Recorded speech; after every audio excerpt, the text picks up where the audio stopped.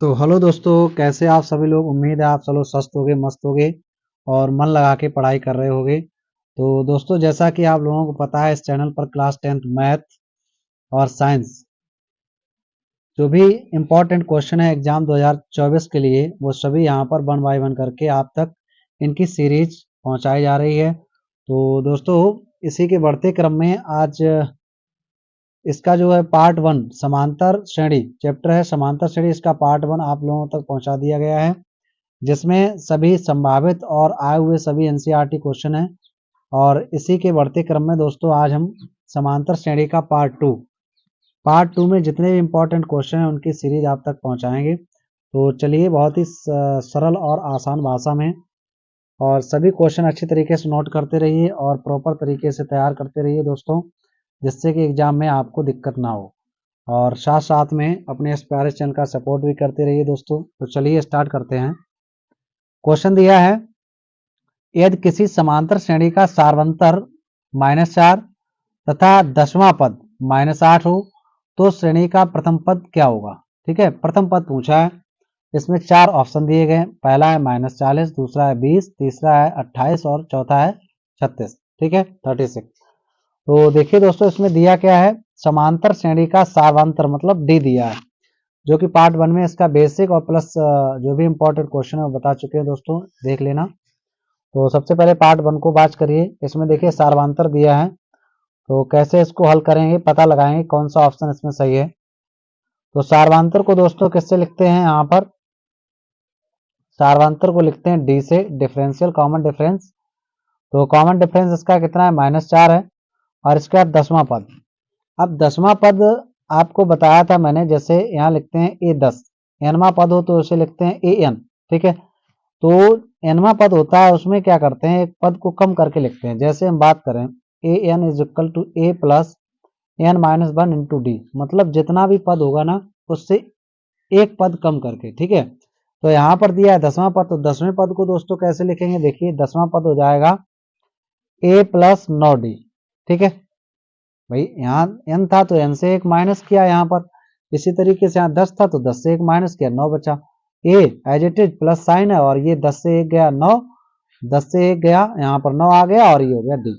तो हम कह सकते हैं यहाँ पर कि A10 बराबर A प्लस 9D। अब इसका मान कितना है, -8 है, तो A प्लस 9D का मान दोस्तों दिया है -8। ठीक है, समीकरण इसको डाल दीजिए 1। अब देखिए यहाँ पर D का मान कितना है दोस्तों, -4 है, तो लिख दीजिए। तो D का मान रखने पर, तो D का मान दोस्तों कितना दिया है यहाँ पर, A प्लस 9 और D का मान है -4 बराबर -8। A प्लस माइनस माइनस 9 चौक 36 हो जाएंगी, और ये -8, A बराबर -8, ये माइनस का है तो ये प्लस का हो जाएगा। A बराबर यहाँ देखिए 36 से 8 जाएगा, कितना रहेगा 28। ठीक है, तो इस तरीके से दोस्तों यहाँ पर प्रथम पद का मान कितना आ गया, 28। तो ऑप्शन इसका तीसरा सही होगा। तो हम कह सकते हैं इसमें इसका प्रथम पद कितना हुआ, 28 हुआ। उम्मीद है दोस्तों आप लोगों को अच्छी तरीके से समझ में आया होगा। नोट कर लीजिए, इसका स्क्रीनशॉट ले लीजिए, और इसके बाद देखते हैं आज का नेक्स्ट नंबर क्वेश्चन। तो चलिए दोस्तों, आज का नेक्स्ट नंबर क्वेश्चन क्या है। नेक्स्ट नंबर क्वेश्चन नंबर 2 दिया है, इंपॉर्टेंट क्वेश्चन है, आया हुआ। ठीक है, आया हुआ क्वेश्चन है, क्या 2 अंकों वाली कितनी संख्याएं 3 से विभाज्य है। तो ये पूछा है 2 अंकों वाली जो संख्याएं हैं वो कितनी ऐसी संख्याएं जो 3 से कट जाएंगी, पूरी पूरी विभाजित हो जाएंगी। तो उन संख्याओं का पता लगाना है। ठीक है, तो सबसे पहले आप ये देखिए कि 2 अंकों की संख्याएं स्टार्ट कहाँ से होती हैं। 1 से लेके 0 1 2 3 4 5 और डेढ़ डेढ़ 9, 9 के बाद आता है 10। क्या आता है, 10 आता है। इसमें देखिए कितने अंक हैं, 1 और 2, और इसी तरीके से 10 के बाद 11 आएगा, 11 के बाद 12 आएगा। ठीक है, 12 के बाद 13, ये सभी 2 अंकों के हैं। कितने अंकों के हैं, 2 अंकों के हैं। ऐसे ही डेढ़ डेढ़ डेढ़ डेढ़ कहाँ तक रहेंगे, यहाँ पर 99 तक। ठीक है, और जैसे ही यहाँ पर 100 आएगा तो अंक हो जाएंगे 3, क्योंकि 100 में कितने अंक होते हैं, 100 में अंक होते हैं 3, 1 2 3। ठीक है, तो 99 तक 2 अंक रहेंगे। अब 10 से लेकर 99 तक ऐसी कितनी संख्याएं हैं ढूंढिए जो 3 से पूरी पूरी कट जाए। ठीक है, ये क्वेश्चन हो गया। तो यहाँ से देखिए आपको समांतर श्रेणी नहीं दी गई थी, लेकिन यहाँ से एक सीरीज वो यहाँ से कुछ संख्याएं पता लगा लें तो उनका क्रम ये हो गया। ठीक है, अब यहाँ से इस नंबर से इस सीरीज से हमें वो संख्या उठानी है जो 3 से पूरी पूरी कट जाए। ठीक है, तो देखिए यहाँ पर सबसे पहले 10 से स्टार्ट करते हैं। तो यहाँ लिखेंगे दो अंकों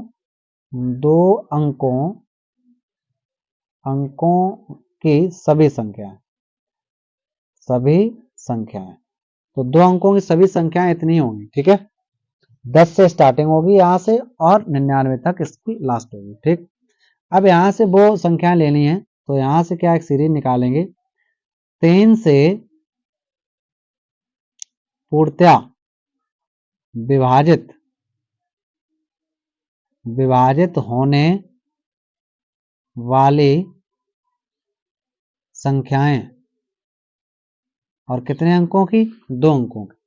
तो पहली संख्या कौन सी, क्या 10 3 से कट जाएगा ना, 11 कटेगा। ठीक है, तो 12 से स्टार्टिंग होगी। 12 के बाद 13 नहीं कटेगा, क्योंकि 13 3 के टेबल में नहीं आते हैं। 14 नहीं होगा, 15। ठीक है, अब ऐसे पता लगाएंगे तो 99 तक बहुत ज़्यादा टाइम लगेगा। तो ऐसे करते हैं, यहाँ पर एक श्रेणी बना लेते हैं। अब देखिए यहाँ 12 के बाद आया 15, 15 के बाद इसी तरीके से कौन आएगा, ना 16 होगा, ना 17, 18 आ जाएगा। ठीक है, dot dot dot dot last में देखिए कौन होगा, 99। ठीक है, क्यों, ये 3 से पूरा पूरा डिवाइड हो जाएगा। ठीक है, तो अब ये सीरीज मिल गई मुझे 12 से लेके और 99। ठीक है, इनके बीच में ऐसी संख्याएं, ये सभी सम्मिलित संख्याएं होंगी। तो इसका प्रथम पद कितना हो गया, a मतलब 12। तो प्रथम पद लिखेंगे दोस्तों यहाँ पर 12। और अगर सार्वधातुक निकालें तो कितना हो जाएगा, d is equal to 15 minus 12, तो आ जाएगा 3। अब इसके बाद देखिए यहाँ पर अंतिम पद, लास्टवा पद। अब ये लास्टवा पद कौन से नंबर का है पता नहीं, तो इसको हम माने ले रहे an बराबर हो गया 99। ठीक है, तो अब मेरे पास यहाँ पर क्या है, an का मान है, a का मान है, d का मान है, n का मान निकालना। तो संख्याएं पता नहीं, तो यहाँ पर संख्याएं हैं, जो संख्याओं की संख्या है वो n मान लेंगे। ठीक है, तो n बराबर हो जाएगा यहाँ पर क्वेश्चन मार्क, इस तरीके से। तो इन सभी में रिलेशन क्या होता है, चलिए देखिए क्या हो जाएगा, an is equal to a plus n minus 1 into D. अब an का मान कितना है, 99, a का मान कितना, 12, n का मान पता नहीं, और d का मान कितना है यहाँ पर 3। ठीक है, चलिए देखिए an का मान कितना है, 99, a का मान 12 और d का मान है 3। n का मान निकालना है। ठीक है, तो कैसे निकालेंगे, यहाँ पर 99, सबसे पहले ये 12 इधर लेके आएंगे, तो माइनस का हो जाएगा, और n माइनस 1 और यहाँ हो जाएगा 3। ठीक है, तो 99 से 12 माइनस करिए, 9 से 2 गया 7, 9 से 1 गया 8। ठीक है, और यहाँ n माइनस 1 और ये 3 यहाँ गुणा में, तो ये बटे में हो जाएंगे। ठीक है, यहाँ डिवाइड में 3 से काट दीजिए, 3 दूनी 6, 3 दूनी 27, n माइनस 1। ठीक है, तो हम कह सकते हैं n minus 1 is equal to कितना हो जाएगा, 29। n का मान निकालेंगे तो ये 29 है, और ये माइनस का इधर आएगा प्लस का 1, तो n का मान हो जाएगा 30।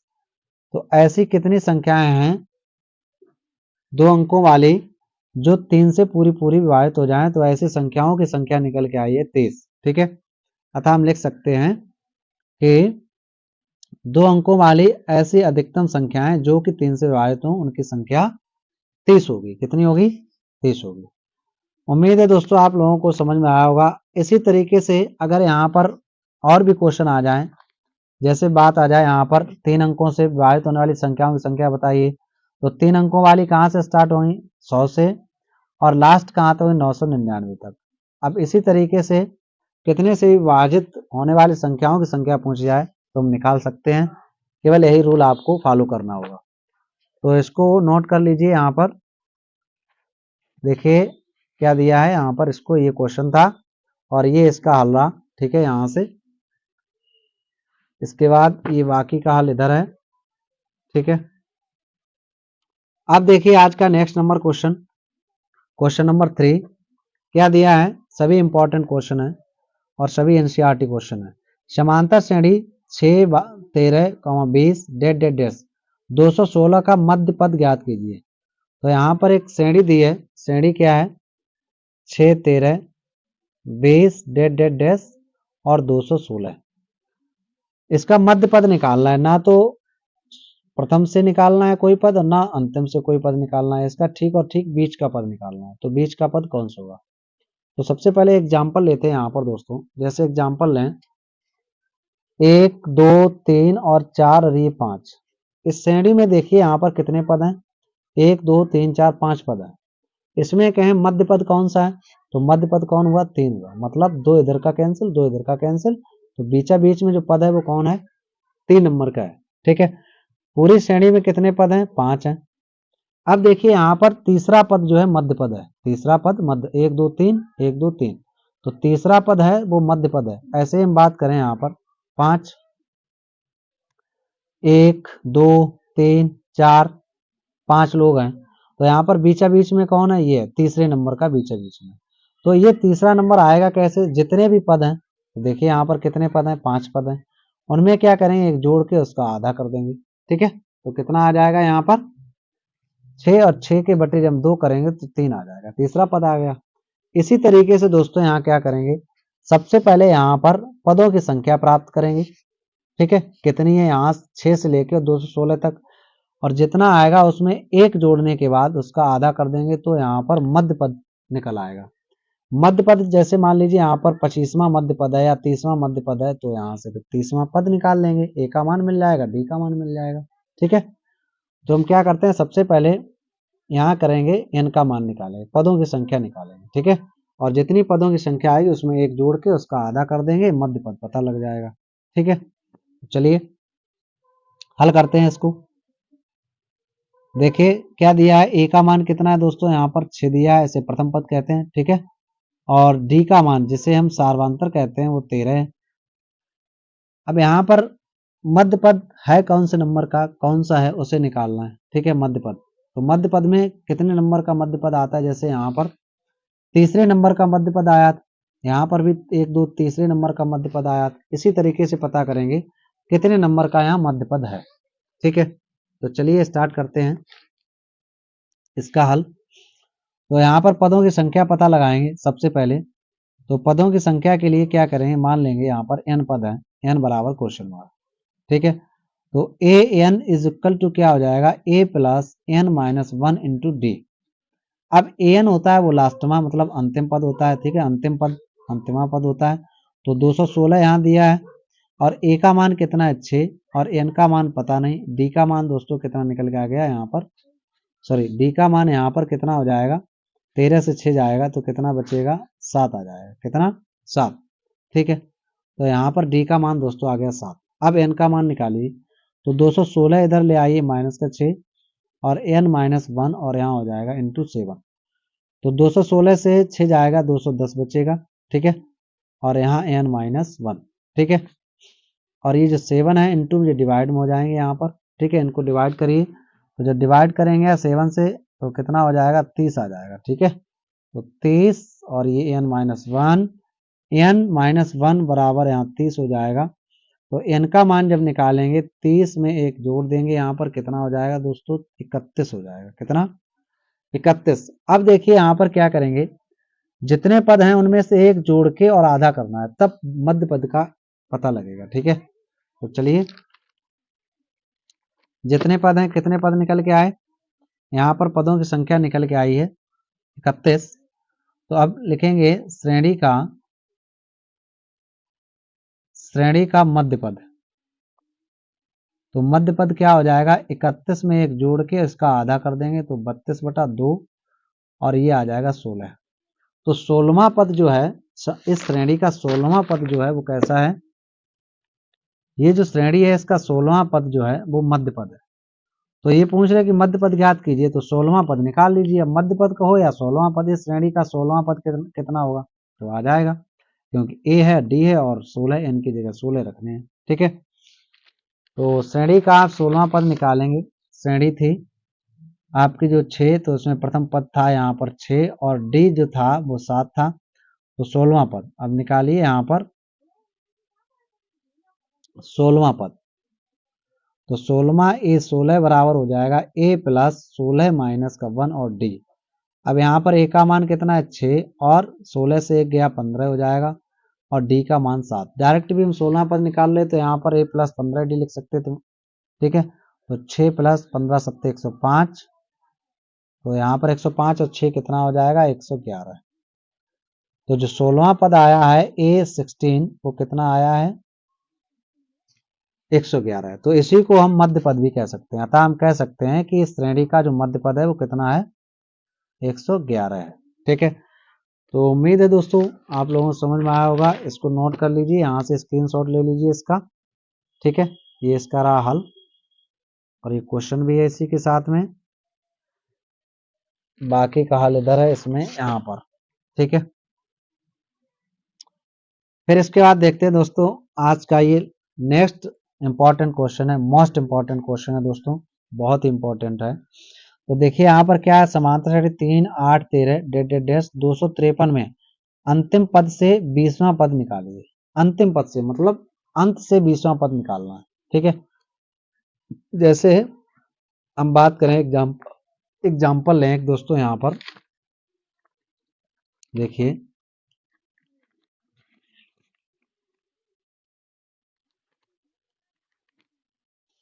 जैसे हम बात करें अंतिम पद की बात आई है तो यहाँ पर जैसे 7 है 8 है 9 है 10 है और वो 9 के बाद 10 है 11 है 12 है। तो अंतिम से दूसरा पद कौन सा है, अंत से दूसरा पद है 11, प्रारंभ से दूसरा पद कौन है 8 है, तो सभी अलग अलग हैं। अंत से तीसरा पद कौन है 10, अंत से वो प्रारंभ से तीसरा पद कौन है 9। तो इसी तरीके से अब की बार प्रारंभ से नहीं पूछा गया, अंत से पूछा गया। तो अंत से कोई पद निकालने के लिए आपको एक फॉर्मूला बताया था तो पार्ट 1 में। ठीक है, फिर से इसको देख लीजिए।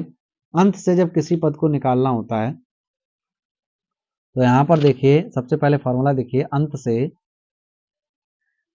अंत से आरवा पद। ठीक है, आरवा पद आरवा पद।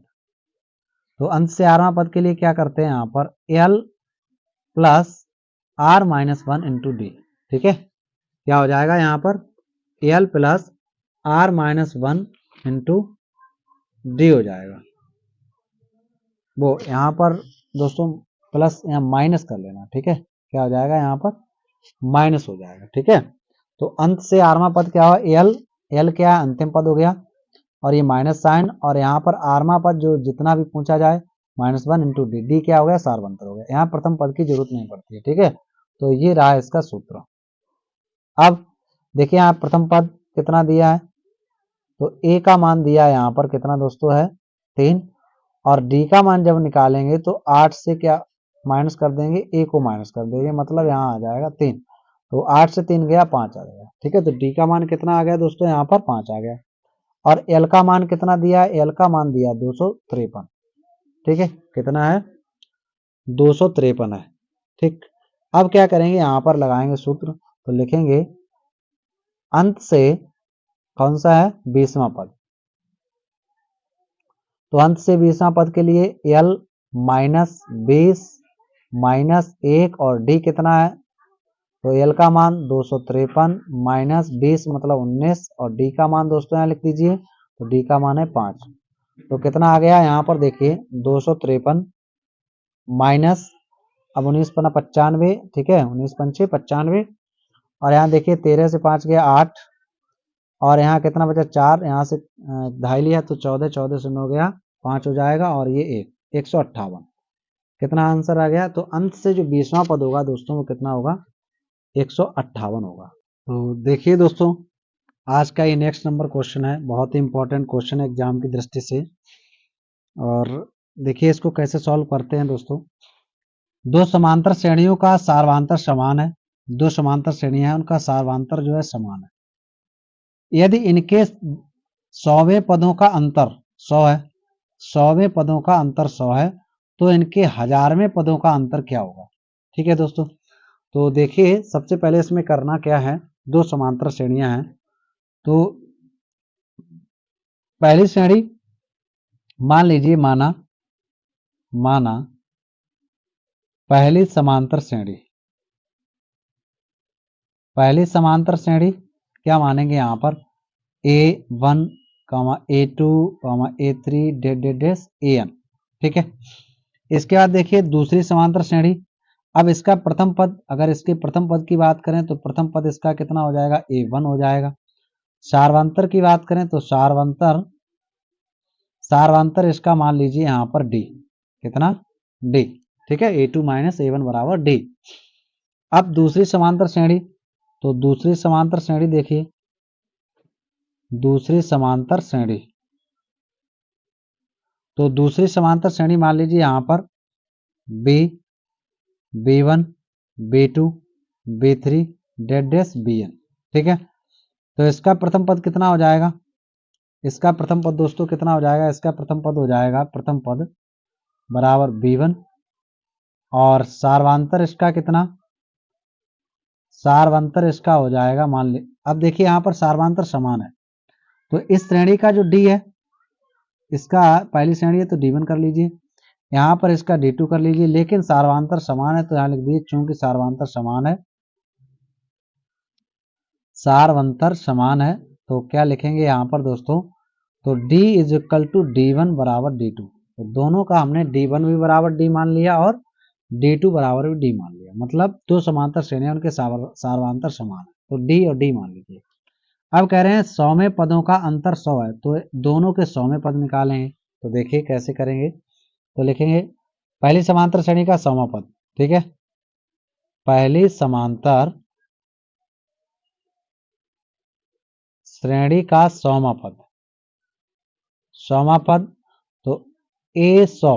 ठीक है, ऐसे तो करते हैं, A100 बराबर कितना हो जाएगा, कहना यहाँ पर हो जाएगा 100वां पद है तो A, अब इसका प्रथम पद A1 है तो A1 प्लस, अब 100वां पद है तो एक माइनस करके लिखेंगे 99D। ठीक है, जो D1 होगा तो ये D1 क्या हो जाएगा, यहाँ पर D हो जाएगा। ठीक है, क्योंकि सार्वंतर समान है। ठीक, अच्छा अब देखिए यहाँ पर दूसरी समांतर श्रेणी का, तो दूसरी समांतर श्रेणी का 100वां पद, इसका 100वां पद निकालिए, तो इसका 100वां पद निकालें तो क्या लिखेंगे यहाँ पर A100, ये पहली है और ये दूसरी है, बराबर यहाँ पर क्या हो जाएगा, तो इसका प्रथम पद क्या है समांतर श्रेणी का, दूसरी वाली का इसका है B1, तो प्रथम पद और प्लस यहाँ भी 99D। ठीक है, और D और D समान है, सार्वंतर समान है। अब कह रहे पहली समांतर श्रेणी और दूसरी समांतर श्रेणी के 100वें पदों का अंतर 100 है, तो प्रश्नानुसार देखिए यहाँ पर, प्रश्नानुसार इन दोनों का अंतर, किसका अंतर, यहाँ पर देखो यहाँ 1 कर लीजिए, ये यहाँ डाल दीजिए 1 A100 और ये 2A100। ठीक है, इससे क्या पता चलेगा कि ये प्रथम श्रेणी है और ये दूसरी है। ठीक है, तो प्रश्नानुसार दिया है 1A100 माइनस 2A100। ठीक है, इन दोनों का अंतर कितना है 100। अब देखिए यहाँ पर इनके मान रख दीजिए, तो प्रथम जो श्रेणी है 1A100 का मान कितना है, तो यहाँ पर A1 प्लस 99D माइनस, अब 2A100 का मान कितना है B1 प्लस 99D। ठीक है, और दोनों का अंतर कितना दिया है 100 दिया।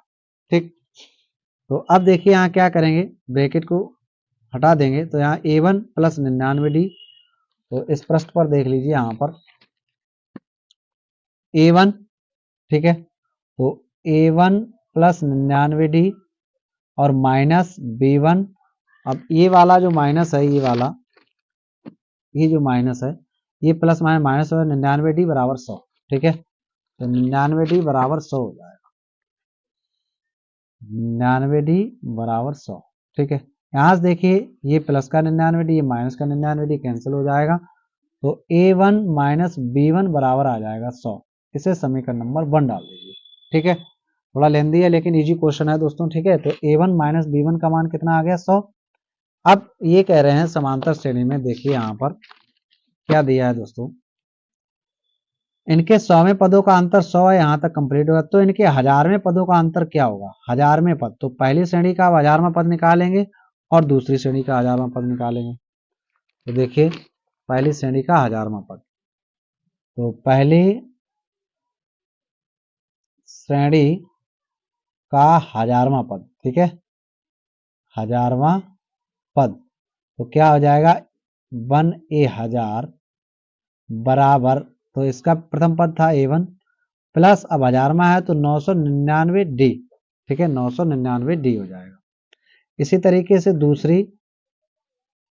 दूसरी श्रेणी का, जो दूसरी समांतर श्रेणी है, दूसरी श्रेणी का 1000वां पद, 1000वां पद तो क्या हो जाएगा, यहाँ लिखेंगे 2A1000, क्योंकि यहाँ पर दोस्तों दूसरी श्रेणी है, बराबर, यहाँ देखिए इसका प्रथम पद था B1 प्लस 999D हो जाएगा, ठीक है। अब देखिए क्या करेंगे, इन दोनों का अंतर निकालना है, तो अंतर क्या हो जाएगा, अंतर में क्या करेंगे, A1 1000, ठीक है, A1 1000 माइनस 2, वो 1A 1000 और 2A 1000, ठीक है, यहाँ पर 1000वां पद, इसका अंतर निकाल दो। इसका मान कितना है दोस्तों, देखिए ये दिया है, कितना है, A1 प्लस 999D, ठीक है, और माइनस इसका मान है B1 प्लस 999D, ठीक है। तो A1 plus 999D minus B1 plus 999D, ठीक है, दोनों का अंतर चाहिए तो अंतर कर दिया। अब A1 plus 999D minus B1 और प्लस माइनस 999D, ये प्लस का और ये माइनस कैंसिल हो गया, तो A1 माइनस B1, ये इसका अंतर आया जाके A1 माइनस B1। अब देखिए A1 माइनस B1 का इक्वेशन 1 में मान कितना है, 100 है, तो यहाँ लिख दें क्या, समीकरण 1 से, समीकरण 1 से इसका मान कितना ज्ञात कर चुके हैं हम, इसका मान ज्ञात कर चुके हैं 100, तो हम कह सकते हैं जो समांतर श्रेणी है उसके 1000वें पदों का भी अंतर 100 ही आएगा, ठीक है। उम्मीद है दोस्तों आप लोगों को समझ में आया होगा, तो इसको नोट कर लीजिए। देखिए शुरुआत से यहाँ से इसमें क्या दिया था, दो समांतर श्रेणियां जिनका सार्वधांतर समान था, ठीक है, तो दोनों का डी डी मान लिया। 100वें पद दोनों का अंतर 100 दिया, तो पहले का 100वां पद निकाल लिया, दूसरे का 100वां पद निकाल लिया, दोनों का अंतर कर दिया, ठीक है। तो दोनों का अंतर दोस्तों कितना आया, दोनों का अंतर A1 माइनस D1 बराबर 100 आया जाके, कितना आया, 100। अब इसके बाद यहाँ देखिए 1000वें पद की बात की तो 1000वां पद इसका निकाला तो कितना आया जाके, तो इसका जब 1000वां पद दोनों का निकाला तो A1 यहाँ पर 999D, दोनों का अंतर कर दिया, तो अंतर भी इन दोनों श्रेणियों का कितना आया जाके, 100 ही आया। तो ये रहा इसका आंसर, इसको नोट कर लीजिए, ठीक है दोस्तों। अब इसके बाद देखते हैं आज का नेक्स्ट नंबर क्वेश्चन, और ये इंपॉर्टेंट क्वेश्चन है दोस्तों, ठीक है, और ये लास्ट क्वेश्चन है।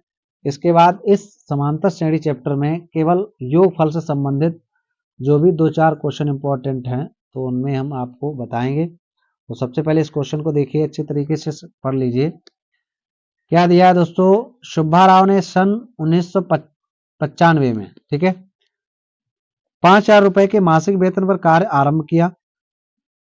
शुभा राव को एक महीने में 5,000 मिलते थे, ठीक है। किस वर्ष इन्होंने कार्य आरंभ किया, 1995 से कार्य आरंभ किया, और प्रत्येक वर्ष 200 रुपए की वेतन वृद्धि प्राप्त की। प्रत्येक वर्ष की उन्होंने क्या किया, प्रत्येक वर्ष 200 रुपए उनके वेतन में बढ़ाए जाते थे। किस वर्ष में उनका वेतन जो है 7,000 रुपए हो गया, मतलब ऐसे ही 200 बढ़ते रहे तो ऐसी कितनी वर्षें हो जाएंगी, कितनी वर्षों के बाद उनका वेतन जो है 7,000 रुपए प्रति माह हो जाएगा, ठीक है। तो उनका वेतन कितना हो जाएगा, 7,000 रुपए प्रति माह। तो ये वर्षों की संख्या निकालनी है। जैसे हम बात करें 1995 में काम स्टार्ट किया इन्होंने, 1995, ठीक है, यहाँ से हल देखिए इसका। तो 1995 में इनका मासिक जो वेतन था वो 5,000 रुपए था, कितना था, 5,000 रुपए। अगली वर्ष जो 1996 आई तो इनका 200 रुपए ऐड हो गया इसमें, तो 5,200 रुपए मिलने लगे। ऐसे ही 1997 आई तो इन्हें फिर से 200 इसमें ऐड कर दिए गए, तो 5,400 हो गए, ठीक है। डेट डेट डेस।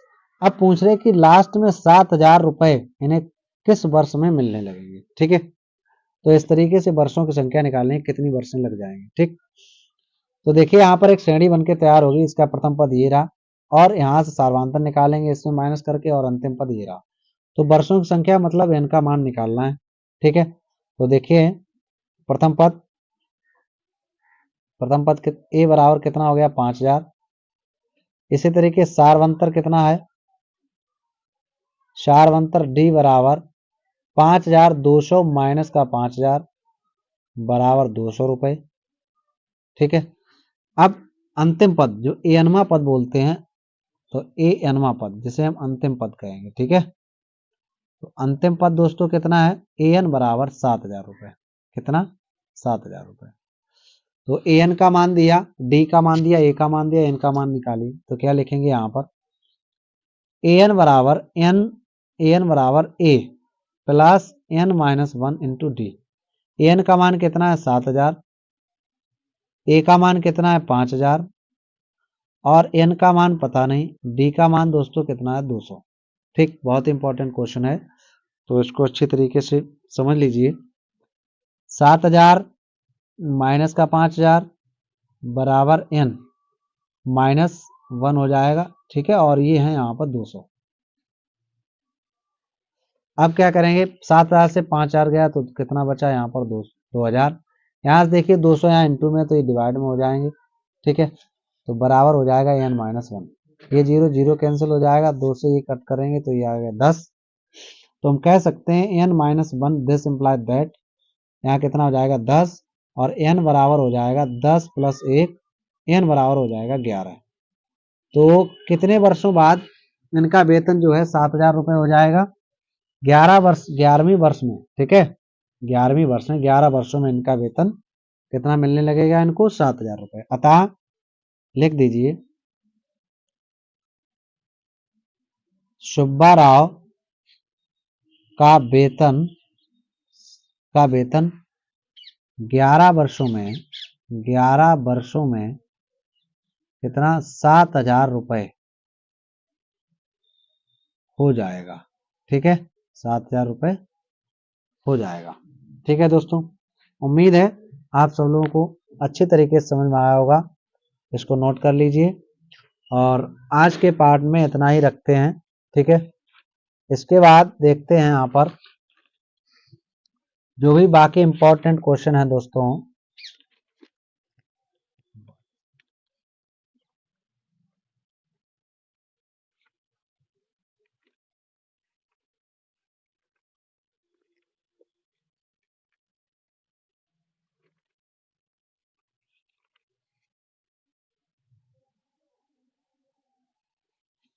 जो भी इंपॉर्टेंट क्वेश्चन है दोस्तों वो यहाँ पर डिस्कस करेंगे। तो आज के पार्ट में इतना ही रखते हैं, तब तक के लिए दोस्तों बाय बाय, और मन लगा के पढ़ते रहिए, अपने एस्पायरेज चैनल का सपोर्ट भी करते रहिए दोस्तों। थैंक यू, धन्यवाद।